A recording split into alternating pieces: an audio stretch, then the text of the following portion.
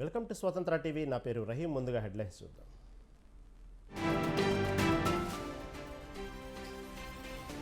AP assembly నిరవధిక వాయిదా, రెండో రోజు సభలో కనిపించని వైసీపీ ఎమ్మెల్యేలు.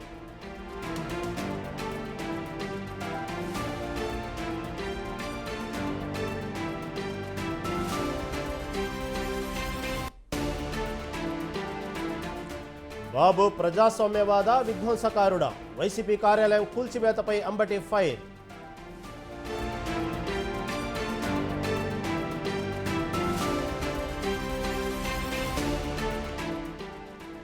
చంద్రబాబుతో అభివృద్ధిలో పోటీ పడతాం, అధికారులు 18 గంటలు పనిచేయాలన్న రేవంత్.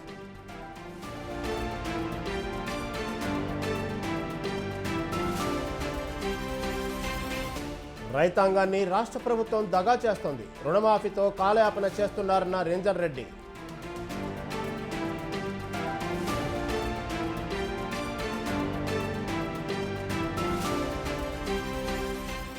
నీట్ను రద్దు చేసే ప్రసక్తే లేదు, సుప్రీం నిర్ణయం కోసం వేచి చూడాలన్న కేంద్రం.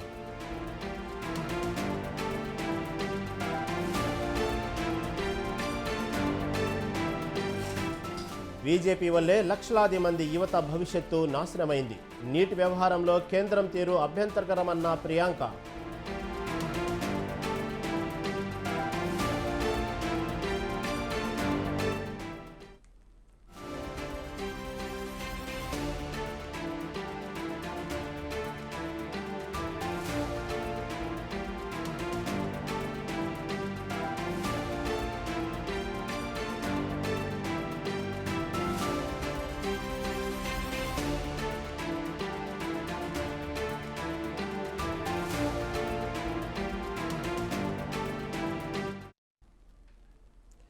బ్రేకింగ్ న్యూస్ చూస్తున్నాం. హైదరాబాద్లోని మియాపూర్లో ఉద్రిక్తత చోటు చేసుకుంది.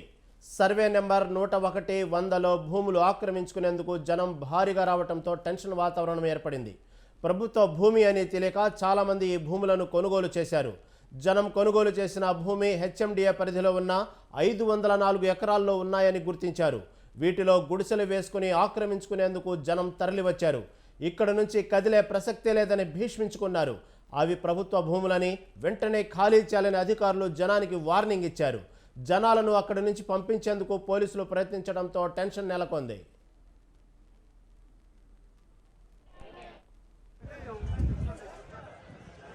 మీకందరికీ, ఎందుకంటే ఇందులో స్థానికంగా ఉన్నటువంటి వాళ్ళు కొంతమంది ఉండొచ్చు, బయట నుంచి వచ్చిన వాళ్ళు చాలా మంది ఉండొచ్చు. దయచేసి మీరు గమనించాలి. ఈ యొక్క మియాపూర్ గ్రామంలో సర్వే నెంబర్ 100, 101 ఈ సర్వే నెంబర్ల మీద హైదరాబాద్ మియాపూర్లోని ప్రభుత్వ భూముల్లో అక్రమంగా గుడిసెలు వేసి కబ్జాలకు పాల్పడుతున్న వారిని ఎట్టి పరిస్థితుల్లో ఉపేక్షించేది లేదని హెచ్ఎండిఏ అధికారి వీరారెడ్డి హెచ్చరించారు. గత కొద్ది రోజులుగా మియాపూర్ సర్వే నెంబర్ 100, 101లో కొందరు కబ్జా చేసేందుకు ప్రయత్నిస్తున్నారని అన్నారు. హెచ్ఎండిఏ పరిధిలో సుమారు 504 ఎకరాల స్థలం ఉందన్న వీరారెడ్డి అందులో ఎటువంటి నిర్మాణాలు చేపట్టడానికి అనుమతి లేదని చెప్పారు. కొందరి ప్రలోభాలకు లొంగి సామాన్య ప్రజలు వచ్చి గుడిసెలు వేస్తే వెంటనే కేసులు నమోదు చేసి పీడీ యాక్ట్ పెడతామని హెచ్చరించారు. ఈ స్థానికంగా ఉన్నటువంటి ఎవరైతే ఇక్కడ కొంతమంది వ్యక్తులు కొంతమందిని ప్రొవోకేట్ చేసి మరి గత నెల 15 రోజుల నుంచి, ఎందుకంటే మేము మే నెలలో కూడా దాదాపు 4 ఎఫ్ఐఆర్లు చేయడం జరిగింది ఈ విధంగా భూమిని ఆక్రమించుకోవడానికి వచ్చిన వాళ్ళ మీద. బేసిక్గా ఈ యొక్క భూమి 2003లోనే హెచ్ఎండిఏకి ఫర్ ప్రొటెక్షన్, అదేవిధంగా రిసోర్స్ మొబిలైజేషన్ కోసం గవర్నమెంట్ హ్యాండ్ ఓవర్ చేయడం జరిగింది.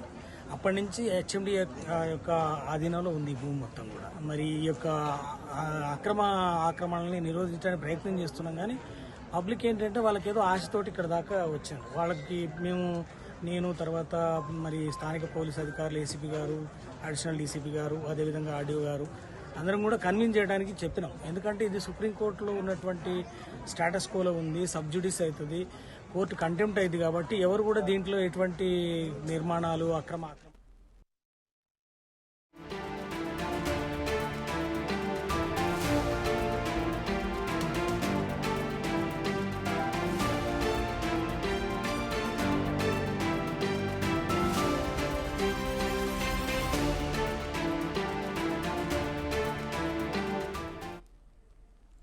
మరో బ్రేకింగ్ న్యూస్ చూస్తున్నాం. మాదాపూర్లో మరోసారిగా భారీగా డ్రగ్స్ పట్టుబడింది. బెంగళూరు నుంచి హైదరాబాద్కు డ్రగ్స్ తీసుకొచ్చి విక్రయిస్తున్న సాయి చరణ్ను పోలీసులు అదుపులోకి తీసుకుని విచారిస్తున్నారు. నిందితుడి నుంచి పెద్ద మొత్తంలో MDMA డ్రగ్స్ స్వాధీనం చేసుకున్నారు. సాయి చరణ్తో పాటు డ్రగ్స్ కొనుగోలు చేస్తున్న నలుగురిని కూడా పోలీసులు అరెస్ట్ చేశారు. 50 మంది వ్యాపారవేత్తలకు డ్రగ్స్ సరఫరా చేస్తున్నట్లు పోలీసులు గుర్తించారు. గతంలోనూ డ్రగ్స్ సరఫరా కేసులో సాయి చరణ్ను పోలీసులు పట్టుకున్నారు.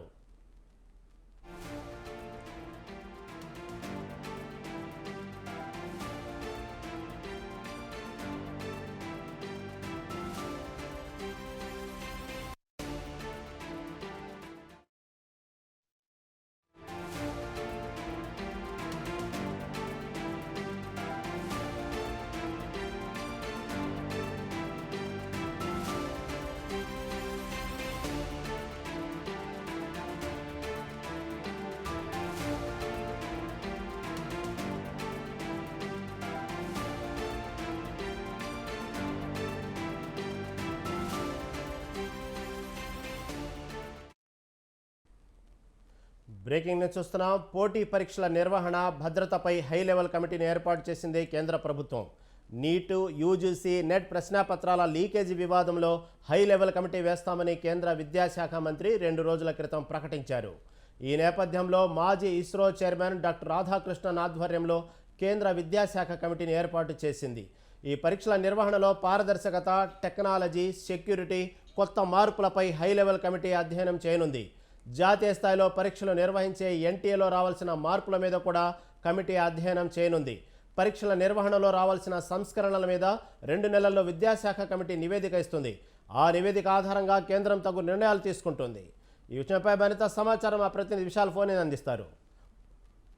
రైట్ రహీం, దేశవ్యాప్తంగా NTA నేషనల్ టెస్టింగ్ ఏజెన్సీ ప్రతి సంవత్సరం కూడా 1 కోటి మందికి పైగా విద్యార్థులకు పరీక్షలు నిర్వహిస్తుంది. అయితే ఈ సంవత్సరం నీట్ అదేవిధంగా UGC, నెట్ ఈ 2 పరీక్షలకు సంబంధించిన పేపర్లు లీక్ అనే అంశం అనే వివాదం దేశవ్యాప్తంగా వెలుగులోకి రావడం, అదేవిధంగా ఆ పేపర్లు రద్దు చేయాలంటూ కూడా పెద్ద పెద్ద విమర్శలు అసలు NTA మీద అదేవిధంగా కేంద్ర ప్రభుత్వం మీద కూడా వచ్చాయి. విద్యార్థి సంఘాలు ప్రతిరోజు ఇప్పటికీ కూడా ధర్నాలు, ఆందోళన చేస్తూనే ఉన్నారు. ఇక ఇలాంటి సమయంలో అటు విద్యార్థులకు అదేవిధంగా పరీక్షలు నిర్వహించి NTA మీద కూడా ఒక భరోసా అదేవిధంగా నమ్మకం కలిగే విధంగా కేంద్ర విద్యాశాఖ హై లెవెల్ కమిటీని వేసింది. ఈ హై లెవెల్ కమిటీకి మాజీ ISRO chairman doctor K Radhakrishnan ని హై లెవెల్ కమిటీ చైర్మన్ గా నియమించింది. ఈయన కమిటీ ఆధ్వర్యంలో, రాధాకృష్ణన్ ఆధ్వర్యంలో పరీక్షల నిర్వహణలో అదేవిధంగా టెక్నాలజీ మార్పులు, కొన్ని రీఫార్మ్స్, సంస్కరణలు ఎలాంటి రావాల్సిన అవసరం ఉంది, వీటన్నిటి మీద కూడా 2 నెలల పాటు అధ్యయనం చేసి ఇతర నిపుణుల నుంచి కూడా సలహాలు తీసుకొని ఒక పూర్తి రిపోర్ట్ ని ఒక 2 నెలల్లో మినిస్ట్రీ ఆఫ్ ఎడ్యుకేషన్ కి ఇవ్వనుంది. ఆ తర్వాత కేంద్ర విద్యాశాఖ కొన్ని నిర్ణయాలు కూడా తీసుకునే అవకాశం ఉంటుంది. అంటే ఎగ్జామ్లను మరింత పారదర్శకంగా నిర్వహించే ఎలా తీసుకోవాల్సిన మార్పులు వీటన్నిటి కల్పించి కూడా కొత్త విధానాలను కూడా తీసుకొచ్చే అవకాశం ఉంటుంది పరీక్షల నిర్వహణలో. ఎందుకంటే NTAకి ఎంతో పెద్ద చరిత్ర ఉంది. ఎందుకంటే ప్రతి సంవత్సరం 1 కోటి మంది పైగా పరీక్షలు నిర్వహిస్తున్న సంస్థ ఒకటే, అది NTA. కానీ ఈ సంవత్సరం నీట్ అంటే ప్రతి ఏటా కూడా మెడికల్ కోర్సులో ఎంట్రన్స్ కోసం అండర్ గ్రాడ్యుయేషన్ నీట్ ఎగ్జామ్ రాస్తుంటారు విద్యార్థులు. ఈ సంవత్సరం కూడా దాదాపు 24 లక్షల మంది పైగా విద్యార్థులు నీట్ అప్లై చేస్తున్నారు. కానీ పేపర్ లీక్లు, కట్ ఆఫ్ మార్కులు ఉన్నప్పటికీ కూడా, నెగిటివ్ మార్కులు ఉన్నప్పటికీ కూడా ఎక్కువ మందికి 720కి 720 రావడం, ఇలాంటి ఎన్నో అనుమానాస్పదం అదేవిధంగా విమర్శలను ఎదుర్కొన్నది. అదేవిధంగా UGC, నెట్ అంటే ఎగ్జామ్ జరిగిన మరుసటి రోజే ఈ పరీక్షను రద్దు చేసింది NTA. అంటే ఇలా అంటే స్వయంగా విద్యాశాఖ మంత్రి పేపర్ లీక్ అయ్యిందని ఒప్పుకోవాల్సిన పరిస్థితి కూడా ఏర్పడింది. మరోవైపు UGC, నెట్ అంటే యూనివర్సిటీ గ్రాంట్స్ కమిషన్ నెట్ అనేది నేషనల్ ఎలిజిబుల్ టెస్ట్ అనేది ఒక అసోసియేటెడ్ ప్రొఫెసర్ల కోసము, అదేవిధంగా జూనియర్ రీసెర్చ్ స్కాలర్షిప్ల కోసము దానికి అర్హత సాధించేందుకు ఈ ఎగ్జామ్ నిర్వహిస్తారు. దీన్ని 11 లక్షల మంది అభ్యర్థి అప్లై చేస్తే 9 లక్షల మంది విద్యార్థులు దీన్ని రాయడం జరిగింది, ప్రొఫెసర్లు అందరూ కూడా. కానీ ఎగ్జామ్ జరిగిన మరుసటి రోజే దీన్ని ఆ పేపర్ ఏదైతే ఆ క్వశ్చన్ పేపర్ అనేది డార్క్ నెట్ అనే ఒక ఇన్స్టాగ్రామ్, అదేవిధంగా ఇతర సోషల్ మీడియాలో ప్రత్యక్షం కావడం, రెండు సేమ్ ఒకటేలాగా ఉండడం, ఇవన్నీ కూడా చూస్తుండడంతో అనుమానంతో ఒక ప్రాథమిక నివేదిక ఆధారంగా ఆ పేపర్ ని మరుసటి రోజే ఎన్టీఆర్ రద్దు చేసింది. ఇక స్వయాన విద్యాశాఖ, కేంద్ర విద్యాశాఖ మంత్రి ధర్మేంద్ర ప్రధానే ఆ పేపర్ లీక్ అయ్యిందని ఇంకా విచారణ జరుపుతున్నాము, ఎన్టీఏలో ఎవరైనా దీని వెనుకలు ఎవరున్నా కూడా వాటిని అందరి మీద కూడా చర్యలు తీసుకుంటామని చెప్పింది. ఇవన్నీ జరుగుతున్న సమయంలోనే ఒక కమిటీని వేస్తామని కూడా విద్యాశాఖ మంత్రి మొన్నటి ప్రెస్ మీట్ లో చెప్పారు. అందులో భాగంగానే ఈ రోజు ఇస్రో మాజీ చైర్మన్ కె రాధాకృష్ణన్ ఆధ్వర్యంలో ఒక హై లెవెల్ కమిటీని వేశారు. ఈ కమిటీ 2 నెలల్లో ఒక పూర్తి రిపోర్ట్ ఇస్తుంది. ఆ తర్వాత ఇప్పటికే క్యాన్సల్ అయిన యూజీసీ నెట్ కానీ, అదేవిధంగా ఇంకా ఎగ్జామ్ నిర్వహించాలని ఆ ఎగ్జామ్లన్నీ కూడా ఆఫ్టర్ ఈ రిపోర్ట్స్ ఇచ్చిన తర్వాతనే జరిగే అవకాశం కూడా ఉంటుంది. రహీం, ప్రస్తుతానికైతే నీట్ మీద ఇంకా క్లారిటీ రావాల్సి ఉంది. జూలై 7th కి నీట్ సంబంధించిన కేసు విచారణకి సుప్రీంకోర్టు వస్తుంది. ఆ రోజు ఈ నీటికి సంబంధించి కూడా ఒక పూర్తి క్లారిటీ వస్తుంది. ఒకవేళ ఈ రిపోర్ట్స్ అన్ని ఇచ్చిన తర్వాతనే పరీక్షలు నిర్వహించాలనే ఆలోచనలో ఉన్నట్టయితే విద్యార్థులు మరిన్ని రోజులు వెయిట్ చేయాల్సిన అవసరం ఉంటుంది. Rahim. Right Vishal, thank you for updates.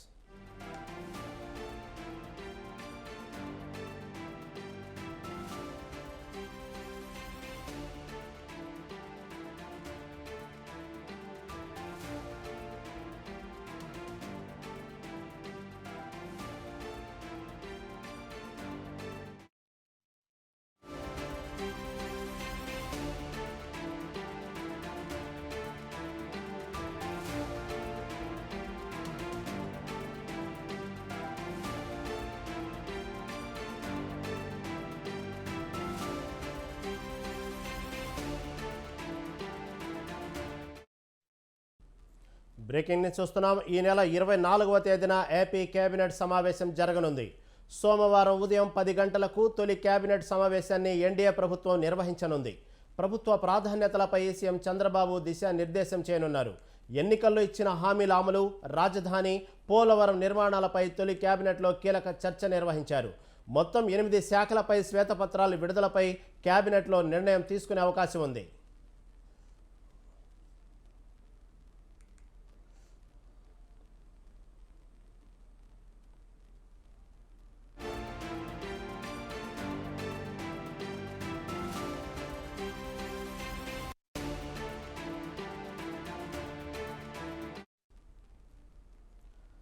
రాష్ట్ర ఆర్థిక పరిస్థితిపై ప్రత్యేకంగా కేబినెట్లో చర్చించనున్నట్టు సమాచారం. ఇప్పటికే ఏపీకి ఉన్న అప్పులపై కొత్త ప్రభుత్వం ప్రాథమిక సమాచారం తెప్పించుకుంది. 14 లక్షల కోట్ల పైగా ఏపీకి అప్పుల భారం ఉందని ప్రభుత్వానికి సమాచారం వచ్చింది. గత ప్రభుత్వంలో జరిగిన అవినీతి వ్యవహారాలపై విచారణ చేపట్టే అంశంపై కేబినెట్లో చర్చించే అవకాశం ఉన్నట్టు తెలుస్తోంది.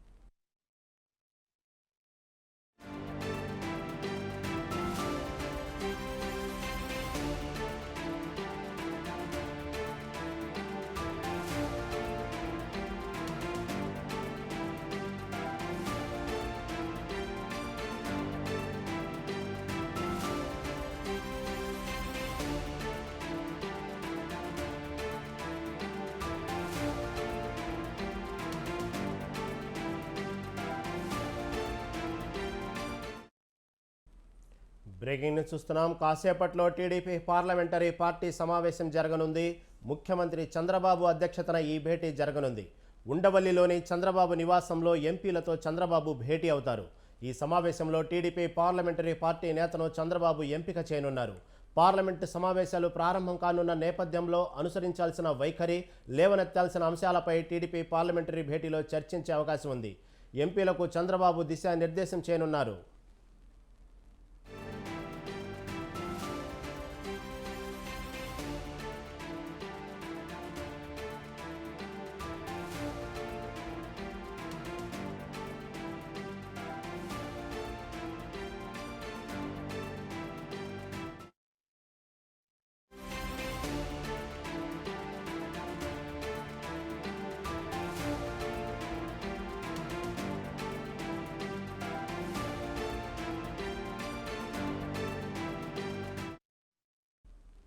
మరో బ్రేకింగ్ న్యూస్ చూస్తున్నాం. అసెంబ్లీ లాబీలో మంత్రి నారా లోకేష్, కేంద్ర మంత్రి రామ్మోహన్ నాయుడు మధ్య ఆసక్తికర సంభాషణ జరిగింది. ఏపీలో పెండింగ్లో ఉన్న ఎయిర్పోర్టు పనులను ఎప్పటిలోగా పూర్తి చేస్తారని రామ్మోహన్ నాయుడును లోకేష్ అడిగారు. 2 ఏళ్లలో పూర్తి చేస్తామని రామ్మోహన్ నాయుడు సమాధానం ఇవ్వడంతో ఇంకా త్వరగా పూర్తి చేయాలని లోకేష్ కోరారు. అందుకు ప్రయత్నిస్తామంటూ రామ్మోహన్ నాయుడు సమాధానం ఇచ్చారు.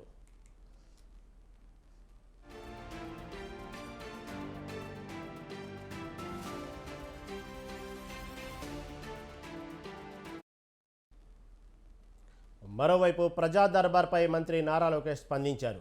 ప్రజా సమస్యలు తెలుసుకునేందుకు ఏర్పాటు చేసిన ప్రజా దర్బార్ కార్యక్రమం కొనసాగుతుందని చెప్పారు. ప్రజా దర్బార్ ద్వారా చాలా సమస్యలు తమ దృష్టికి వస్తున్నాయని అన్నారు. తనను కలిసిన సమస్యలు చెప్పుకునే వారికి ప్రజా దర్బార్ ఓ వేదికని మంగళగిరి నియోజకవర్గ ప్రజలు ఉపయోగించుకోవాలని లోకేష్ కోరారు.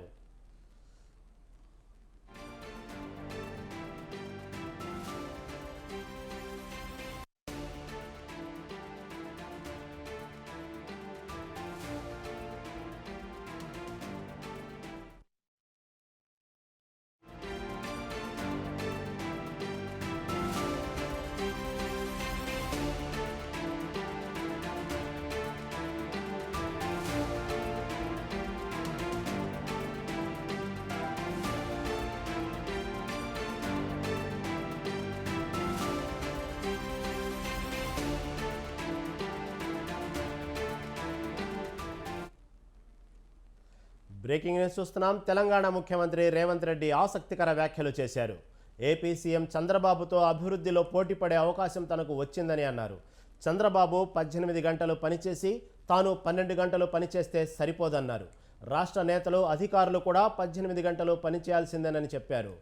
బసవతారకం ఇండో అమెరికన్ క్యాన్సర్ ఆసుపత్రి 24వ వార్షికోత్సవంలో హీరో బాలకృష్ణతో కలిసి సీఎం పాల్గొన్నారు. బసవతారకం ఆసుపత్రి లక్షలాది మందికి సేవలు అందిస్తుందని తెలిపారు. బసవతారకం ఆసుపత్రిని దేశంలోనే ఆదర్శంగా తీర్చిదిద్దారని చెప్పారు. మనలో ఉన్న ఆట నైపుణ్యం వెలికి రావాలి, ప్రజల గుర్తింపు జరగాలంటే నైపుణ్యం కలిగిన ఆటగాడితో పోటీ పడాలి అని పెద్దలు చెప్తూ ఉంటారు. ఈరోజు పక్క రాష్ట్రంలో నారా చంద్రబాబు నాయుడు గారు ముఖ్యమంత్రిగా బాధ్యత చేపట్టిన తర్వాత అభివృద్ధిలో, సంక్షేమంలో వారితో పోటీ పడి ఈ రాష్ట్రాన్ని ముందుకు నడిపించే అవకాశం నాకు వచ్చింది. గతంలో 12 గంటలు పనిచేస్తే సరిపోతుంది, అంతకు మించి అవసరం లేదు అనుకునేవాడిని. కానీ ఇప్పుడు వారు 18 గంటలు పనిచేస్తే నేను 12 గంటలతో సరిపెడితే కుదరదు. కాబట్టి మా అధికారులకు, మా సహచరులకు మనం కూడా 18 గంటలు పని చేయాల్సిందే. అభివృద్ధి విషయంలో, సంక్షేమం విషయంలో పోటీపడి ఈ 2 తెలుగు రాష్ట్రాలు ప్రపంచానికే ఒక రోల్ మోడల్గా నిలబడాలి అని నేను భావిస్తున్నాను. ఆ దిశగా మా ఆలోచన, మా విధానాలు, మా నిర్ణయం ఉంటుంది. విశ్వవిఖ్యాత నట సార్వభౌమ కళాప్రపూర్ణ నటరత్న పద్మశ్రీ నందమూరి తారక రామారావు గారు ఆనాడు ఇక్కడ ఈ యొక్క ఆసుపత్రిని నిర్మించడానికి పూనుకోవడం, అందరూ అనుకున్నారు ఇప్పుడు ఏంటి ఇక్కడ అన్ని బండరాళ్ళు ఉన్నాయి, ఇక్కడ ఎందుకు కడుతున్నారని. మరి వాళ్ళు చూస్తున్నాం మనం ఇవాళ దేశంలో, దేశమే కాదు ప్రపంచంలో కల్లా నంబర్ 1 ఏరియా అయింది ఇవాళ. ఆనాడు అమ్మగారి కోరిక ఈ యొక్క క్యాన్సర్ మహమ్మారిని ఎలా పడి ఆవిడ శివైక్యమయ్యారో, లింగైక్యమయ్యారో, మరి ఆవిడ కోరిక ఈ యొక్క క్యాన్సర్ వైద్యం ఏదైతే ఎక్కువ ఖర్చుతో కూడుకుందో దాన్ని పేదవాళ్ళందరూ కూడా తక్కువ ధరలకి అందించాలని అంతర్జాతీయ ప్రమాణాలతో కూడిన ఈ యొక్క వైద్యాన్ని అందరికీ అందించాలన్నది. ఆ తర్వాత నాన్నగారు ఈ యొక్క ఆసుపత్రి నిర్మాణానికి పూనుకొనడం, వాళ్ళందరూ కూడా నా కృతజ్ఞతలు తెలియజేసుకుంటూ ముఖ్యంగా మన ముఖ్యమంత్రి రేవంత్ రెడ్డి గారికి ఆయన అమూల్యమైన సమయాన్ని కేటాయించి ఇక్కడికి వచ్చి ఈ యొక్క ఒకేషన్ని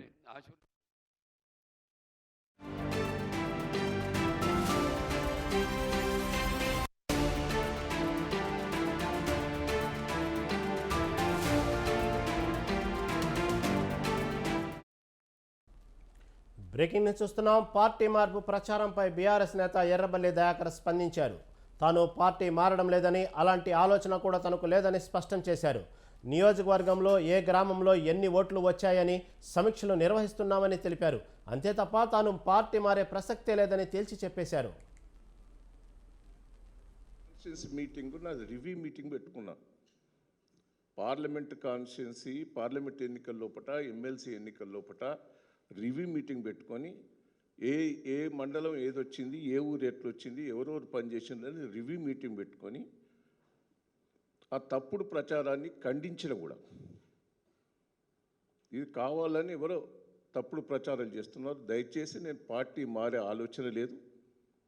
కేసీఆర్ గారిని ముఖ్యమంత్రిని చేయాలనేదే నా ధ్యేయం. నేను దానికోసమే సిద్ధంగా ఉన్నా. దయచేసి ఇవన్నీ కూడా సోషల్ మీడియా రిక్వెస్ట్లను ప్రెస్ మీడియా వాళ్ళని అందరినీ రిక్వెస్ట్ చేస్తున్నా. కొద్దిగా బాధతోటి ఉన్నా దాంతో. ఎందుకంటే పార్లమెంట్లో ఓడిపోయినామనో, అసెంబ్లీలో ఓడిపోయినామనో, ఇవన్నీ బాధతో ఉన్నాం తప్ప దయచేసి తప్పుడు ప్రచారం చేయకుండా నా జీవితంలో నేను ఇప్పుడు పార్టీ మారే ఆలోచన లేదు. రైతులకు వ్యతిరేకంగా కాంగ్రెస్ ప్రభుత్వం పనిచేస్తోందని విమర్శించారు. రైతు ప్రభుత్వం అని చెప్పుకోవడానికి సిగ్గనిపించడం లేదా అంటూ ప్రశ్నించారు. ఆగస్టు 15 వరకు 2 లక్షల రుణమాఫీ చేస్తారని, ఇది మోసం బోగస్ మాటలు కాదా అని రేవంత్ రెడ్డి అంటూ నిలదీశారు. రైతులకు వ్యతిరేకంగా కాంగ్రెస్ సీఎం రేవంత్ పనిచేస్తున్నారని ఆరోపించారు. కానీ ఈ 6 నెలల లోపల ఎంత ఇబ్బంది పడుతున్నారు అనేది కూడా మీరు రివ్యూ చేసుకోండి. కాంగ్రెస్ ప్రభుత్వం వచ్చిన తర్వాత కరెంటు పోతుంది, మోటార్లు కాలిపోతాయి, స్టార్టర్లు కాలిపోతాయి, ట్రాన్స్ఫారాలు కాలిపోతాయి, అల్లకొల్లలు అవుతాను కరెంటు లేక. మళ్ళీ పాత రోజులు గుర్తుకొస్తున్నాయి. ఇది వాస్తవం కాదా? చెల్లల్లో నీళ్ళు లేవు, ప్రాజెక్టులకు మెయింటెనెన్స్ ఇస్తలేవు. 6 months నుంచి మెయింటెనెన్స్ లేదు. దేవాదులు లేదు, కాళేశ్వరం లేదు, అన్ని ప్రాజెక్టులు మెయింటెనెన్స్ లేక నీళ్లు వస్తలేవు. చేతులు ఎత్తేసినారు దేవాదుల వాళ్ళు. దాన్ని వాస్తవం కాదా? మీరు బిల్లులు కూడా ఇస్తలేరు. ఇవాళ చెల్లలకు నీళ్లు నిండుతలేవు. మీ కాంగ్రెస్ సర్కారుపై మాజీ మంత్రి నిరంజన్ రెడ్డి తీవ్ర విమర్శలు చేశారు. రైతాంగాన్ని రాష్ట్ర ప్రభుత్వం దగా చేస్తుందని విమర్శించారు. ఎన్నికల ముందు అనేక హామీలు ఇచ్చారని, రైతు బంధు, రైతు రుణమాఫీతో కాలయాపన చేస్తున్నారని తెలిపారు. డిసెంబర్ 9 కల్లా రైతు రుణమాఫీ చేస్తామని రేవంత్ రెడ్డి ఎందుకు చెప్పారని, 2 లక్షల రుణమాఫీ ఎవరికి వర్తిస్తుందో చెప్పాలని డిమాండ్ చేశారు. వ్యవసాయ ఇప్పుడు ఎన్నికలు వచ్చినాయి, ఇప్పుడు చేయడానికి రాదు, ఎన్నికల తర్వాత చేస్తాం ఇంత అని చెప్పినాం. సరే, ప్రజలు అవసరం ఉన్న వాళ్ళు అవసరార్థం ఇంకోరు మేము తొందర చేస్తామంటే అటువైపు మళ్తారు, తప్పేం లేదు ప్రజలది. కానీ ఏం చేస్తావు మరి? నువ్వు డిసెంబర్ 9 అని చెప్తీవి, ఎందుకు చెప్పినావు మరి? హోల్సేల్గా 70 లక్షల మంది రైతుల్ని మోసం చేస్తావా? చేసినావు, మోసం చేసినావు. ఈ రుణమాఫీ విషయంలో కూడా ఒక విషయం ఏంటంటే, ఇంతకుముందు చెప్పిన పాయింట్ మళ్ళీ చెప్తున్నాను. ఈ రాష్ట్రంలో వ్యవసాయ కమతాలు, హోల్డింగ్ ఆఫ్ ల్యాండ్ 5 ఎకరాల లోపు భూమి ఉండేటువంటి రైతులే 92.5% ఉన్నారు. అంటే 92.5% మంది రైతులు ఏ బ్యాంకుకు పోయినా ₹1,00,000 మించి లోన్ ఇచ్చే పరిస్థితి లేదు. ఎవరు ఇవ్వరు, అసాధ్యం అది. ఏ బ్యాంకు గైడ్ లైన్స్ అయినా కూడా ₹1,00,000 మించి 5 ఎకరాల భూమి ఉంటే ఎవరు ఇయ్యరు.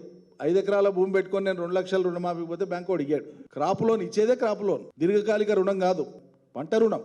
పంట రుణాల మాఫీ క్రాప్ లోన్సే మొత్తం ఇవి. దీర్ఘకాలిక లోన్స్కి ఇది అప్లై కాదు. మరి 1,00,000 లోపుకు మించి. ఆయన ఒక ప్రభుత్వ శాఖలో కీలక ఉద్యోగి. విధుల కోసం ప్రభుత్వం కల్పించిన సౌకర్యాలను దుర్వినియోగం చేస్తున్నారు. అత్త సొమ్ముకు హక్కుదారుడన్నట్లుగా వ్యవహరిస్తున్నారు. ఆయన భార్య కూడా ప్రభుత్వ సౌకర్యాలను అనుభవిస్తున్నారు. అంటే ఆయన వాడకం ఎలా ఉందో అర్థం చేసుకోవచ్చు. ఇంతకీ ఆ అధికారి ఎవరు? ఏ డిపార్ట్మెంట్లో పనిచేస్తున్నారు?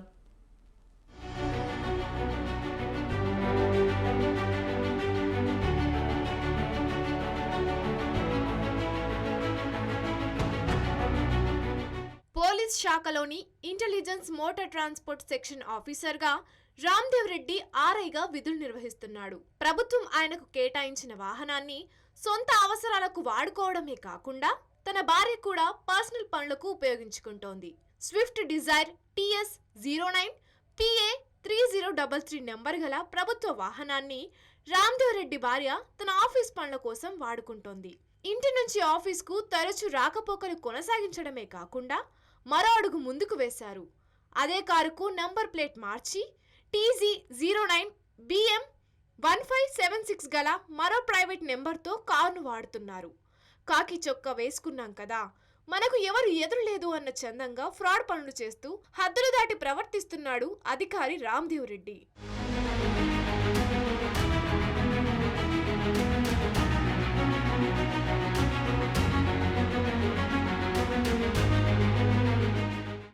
అధికారి లీలలు అంతటితో ఆగలేదు. ఆయనకు అటాచ్ చేసిన కింది స్థాయి హోంగార్డ్స్ ను ప్రభుత్వ పనులకు వాడకుండా పాలేరు మాదిరిగా వాడేస్తున్నారు. రామ్దేవ్ రెడ్డి తుర్కయాంజల్ రాగన్గూడలోని లక్ష్మీ మెగా టౌన్షిప్ లో ఇంటి నిర్మాణం చేపట్టాడు. అయితే ఆ పనులకు కూడా ప్రభుత్వం అటాచ్ చేసిన హోంగార్డ్స్ సంపత్ రెడ్డి, మల్లేష్ తో పాటు కొంతమందిని కూలీల మాదిరిగా పనిచేస్తున్నాడు. మరోవైపు ఆ అధికారి ఇంట్లో ఫంక్షన్లకు కూడా హోంగార్డ్స్ తో పనులు చేయిస్తున్నాడు. ఎవరైతే తన మాట వింటారో వారు విధులకు హాజరు కాకున్నా పూర్తి వేతనం వచ్చే విధంగా సహకరిస్తాడు. ఆయన చెప్పిందల్లా చేస్తే సరి, లేదంటే మాట విని కింది స్థాయి ఉద్యోగులకు హోంగార్డ్స్కు నరకం చూపించడమే ఆయన స్పెషాలిటీ. అందుకు ఉదాహరణే శ్యామ్ కుమార్ యాదవ్ అనే ఉద్యోగికి నో వర్క్ నో పే అంటూ శాలరీ కట్ చేశాడు. శ్యామ్ కుమార్ యాదవ్ తన తల్లి చనిపోవడంతో పెద్ద కర్మ వరకు 11 రోజులు సెలవు పెట్టి వెళ్లాడు. దీంతో 11 రోజులు నో వర్క్ నో పే అంటూ వేతనంలో కోత పెట్టాడు. కానీ అదే రామ్దేవ్ రెడ్డి డ్రైవర్ వై రవి తన ఇంట్లో ఫంక్షన్ ఉందంటూ 25 రోజులు సెలవు పెట్టి వెళ్లినా పూర్తి వేతనం వచ్చేలా చేశాడు రామ్దేవ్ రెడ్డి. ఈ ఒక్క ఉదాహరణే చాలు ఆయన ఎంత పక్షపాతం చూపిస్తాడో అని చెప్పడానికి. పైగా రామ్దేవ్ రెడ్డి డ్రైవర్ వై రవి కూడా హోంగార్డ్స్ పై హవా చెలాయిస్తాడు.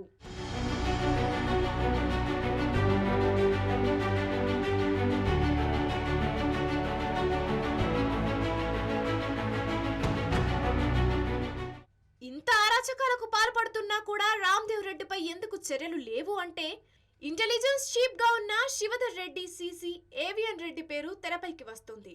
ఏవిఎన్ రెడ్డి అండదండలతోనే రామ్దేవ్ రెడ్డి ఇంతలా రెచ్చిపోతున్నాడని హోంగార్డులు ఆరోపిస్తున్నారు. ఇదే ఉద్యోగి 2 నెలల క్రితం సీసీ ఏవిఎన్ రెడ్డి ఇంటికి హోంగార్డ్స్ తో సున్నం వేయించినట్లు సమాచారం. ఇదంతా చూస్తుంటే తవ్వే కొద్ది బయటపడుతున్నట్లు ఉంటుంది ఆయన వ్యవహారం. రామ్దేవ్ రెడ్డి అరాచకాలతో ఆయన చెప్పు చేతల్లో బతకలేక చాలా మంది హోంగార్డ్స్ తమ ఉద్యోగానికి రాజీనామా చేశారని చెబుతున్నారు.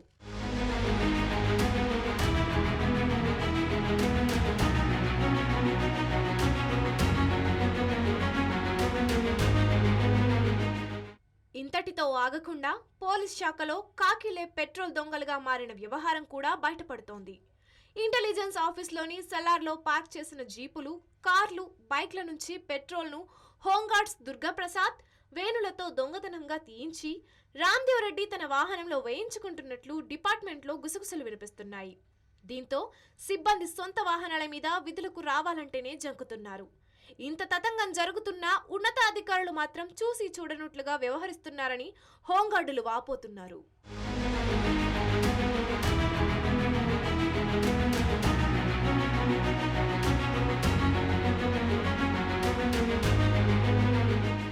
తను ఆడిందే ఆటగా వ్యవహరిస్తున్న రామ్దేవ్ రెడ్డి అసలు ఎవరంటే 1992 బ్యాచ్ కు చెందిన ఏఆర్ కానిస్టేబుల్.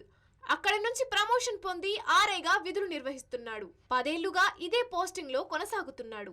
ఇన్ని సంవత్సరాలు లాంగ్ స్టాండింగ్ గా ఉన్నారంటేనే మనం అర్థం చేసుకోవచ్చు. ఆయన మీద ఫిర్యాదు చేయాలంటేనే హోంగార్డులు వణికిపోతున్నారు. రామ్దేవ్ రెడ్డిపై చర్యలు తీసుకోకపోతే మరిన్ని ఇబ్బందులు పడాల్సి వస్తుందని హోంగార్డులు ఆవేదన వ్యక్తం చేస్తున్నారు.